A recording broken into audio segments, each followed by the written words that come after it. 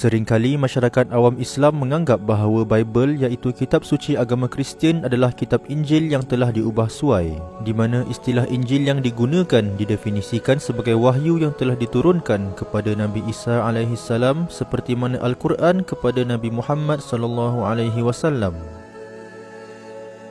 Walau bagaimanapun, pemahaman yang sebegini tidaklah begitu tepat kerana Bible secara lebih terperincinya adalah kompilasi buku-buku dan juga teks-teks keagamaan yang dianggap sebagai suci menurut agama Kristian kerana merupakan tulisan-tulisan yang dipercayai terhasil daripada ilham yang diberikan oleh Tuhan. Perkataan Bible berasal daripada istilah bahasa Yunani Biblia yang mana secara umumnya membawa maksud buku-buku. Seandainya dilihat kepada naskah Bible yang wujud pada hari ini, kita akan mendapati bahawa Bible terbahagi secara umumnya kepada dua bahagian utama iaitu Perjanjian Lama dan Perjanjian Baharu. Bahagian Perjanjian Lama mengandungi buku-buku dan juga teks-teks keagamaan yang dianggap sebagai suci yang ditulis sebelum zaman Nabi Isa AS. Dan bahagian Perjanjian Baharu pula mengandungi buku-buku dan juga teks-teks keagamaan yang dianggap sebagai suci yang ditulis selepas dari zaman Nabi Isa AS.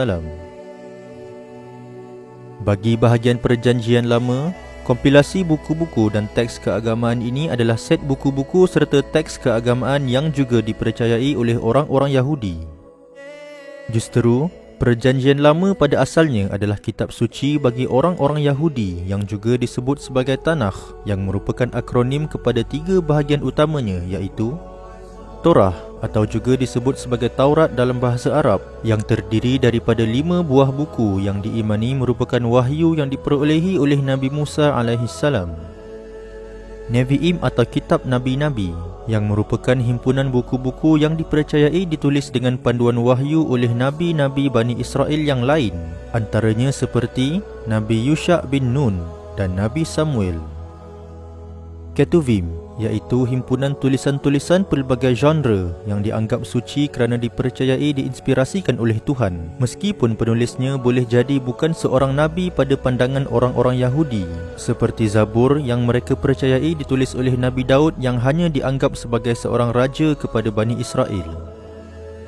Justeru, dapat difahami di sini bahawa Bible turut mengandungi apa yang dipercayai sebagai Taurat dan apa yang dipercayai sebagai Zabur oleh orang-orang Kristian. Bagi bahagian Perjanjian Baharu pula, ia secara umumnya terdiri daripada 4 buah riwayat kisah kehidupan Nabi Isa AS yang masing-masing dirujuk sebagai Injil serta diikuti pula dengan buku Acts of the Apostle yang mengisahkan misi penyebaran ajaran Nabi Isa AS oleh anak-anak murid baginda selepas daripada ketiadaan baginda, surat-surat Saint Paul dan seterusnya surat-surat am yang dikatakan ditulis oleh sebahagian anak murid Nabi Isa AS iaitu James, Peter, John dan Jude. Oleh yang demikian, dapatlah disimpulkan di sini bahawa adalah tidak begitu tepat bagi umat Islam untuk menyatakan Bible adalah semata-mata Injil yang telah diubah suai, kerana hakikatnya Bible, di samping mengandungi apa yang dipercayai oleh orang-orang Kristian sebagai Injil, turut sama mengandungi Taurat serta Zabur dan pelbagai lagi buku-buku yang lain yang mereka imani dihasilkan dengan panduan wahyu secara ilham daripada Tuhan.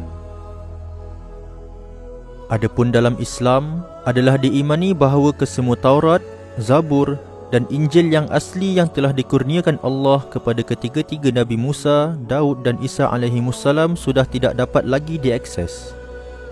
Hal ini adalah kerana kesemuanya diimani telah pun diubah suai dan apa yang ada pada tangan golongan Ahlul Kitab pada hari ini tidak lain tidak bukan hanyalah dokumen-dokumen yang saling bercampur antara wahyu dan bukan wahyu yang mustahil boleh dimurnikan lagi. Justeru, pada hari ini tinggallah kitab Al-Quran sahaja menjadi kitab Allah yang kekal terpelihara, dibuktikan keasliannya melalui sanad-sanad bacaan Al-Quran yang mutawatir yang kembali kepada Nabi Muhammad SAW, dimiliki oleh lebih daripada 10 juta orang penghafal Al-Quran seluruh dunia daripada pelbagai peringkat umur. Serta di samping itu, Bukti-bukti manuskrip yang menunjukkan bahawa tiadanya tokoh tambah terhadap teks Al-Quran seumpama manuskrip Birmingham yang bertarikh kembali kepada selewat-lewatnya 645 Masihi, iaitu hanya 13 tahun selepas daripada kematian Nabi Muhammad SAW, di mana para sahabat Nabi Muhammad SAW masih lagi hidup dan berjalan di atas muka bumi pada ketika itu. Maka benarlah firman Allah dalam Al-Quran,